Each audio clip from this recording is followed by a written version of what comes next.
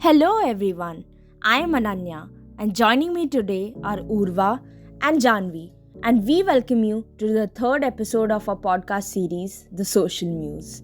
We at Ayuda wish to understand the Indian healthcare system and medical facilities by discussing topics such as technological advancements, current situation of healthcare in India, its relevance, and other essentials from this sector. India's Ministry of Health was established with independence from Britain in 1947.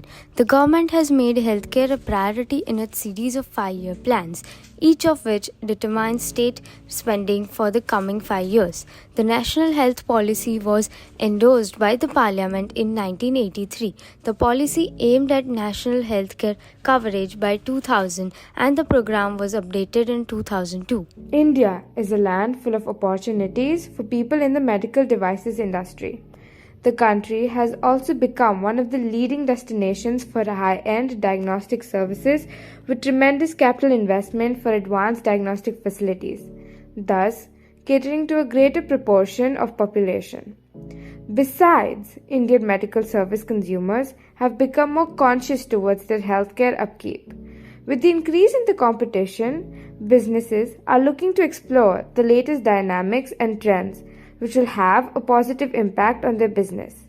The hospital industry in India is forecast to increase to Rs 8.6 trillion by financial year 22 from Rs 4 trillion in financial year 17 at a CAGR of 16 to 17% rural India. In fact, the Government of India is planning to increase public health spending to 2.5% of the country's GDP by 2025. India's competitive advantage also lies in the increased success rate of Indian companies in getting abbreviated new drug application ANDA approvals. India also offers vast opportunities in R&D as well as medical tourism. To sum up, there are many chances for investment in healthcare infrastructure in both urban and rural India. India's healthcare sector is much diversified and is full of opportunities in every segment, which includes providers, payers, and medical technology. One of the best things about our public hospital system is that it's essentially free for all Indian residents except for small, often symbolic co-payments in some services. At the federal level, a national publicly funded health insurance program was launched in 2018 by the Government of India called Ayushman Bharat. This is not an administrative issue. They have to manage with limited resources and care for a large number of patients. True, their mission is to serve everyone for a small fee or free of cost. 90% of state hospitals cannot provide state-of-the-art care and need to focus on basic care first. This aimed to cover the bottom 50%, that is almost 500 million people of the country's population, working in the unorganized sector, which are enterprises having less than 10 employees and offers them free treatment at both public and private hospitals. Now, for people working in the organized sector, which are enterprises with more than 10 employees and earning a monthly salary of up to 21,000 rupees are covered by the social insurance scheme of employees' state insurance, which entirely funds their healthcare, both in public and private hospitals.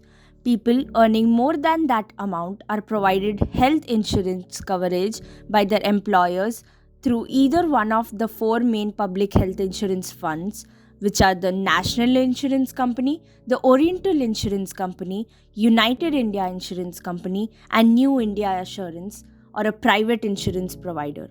All employers in India are legally mandated to provide health insurance coverage to their employees and dependents as part of Social Security in India. Well, that's pretty good. As for the structure, the public health system is governed by India's 28 states and 7 territories independently, which has created stark differences between each one. There are variations in delivery models, insurance coverage, availability, and access. Due to India's federalized system of government, the area of governance and operations of the health system in India have been divided between the union and the state governments. The Union Ministry of Health and Family Welfare is responsible for implementation of various programs on the national scale in the areas of health and family welfare, prevention and control of major communicable diseases, and promotion of traditional and indigenous systems of medicines, and setting standards and guidelines which state governments can adapt. In addition, the ministry assists states in preventing and controlling the spread of seasonal disease outbreaks and epidemics through technical assistance. On the other hand, the areas of public health, hospitals, sanitation, and so on come under the purview of the state, making health a state subject. However, areas having a wider ramification at the national level, such as family welfare and population control, medical education, prevention of food adulteration, quality control and manufacture of drugs, are governed jointly by the union and the state government. There are government centers that provide excellent state-of-art care, but maintaining them is a constant struggle.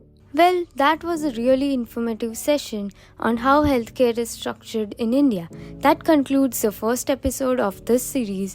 We will be back with a new episode soon. Stay tuned.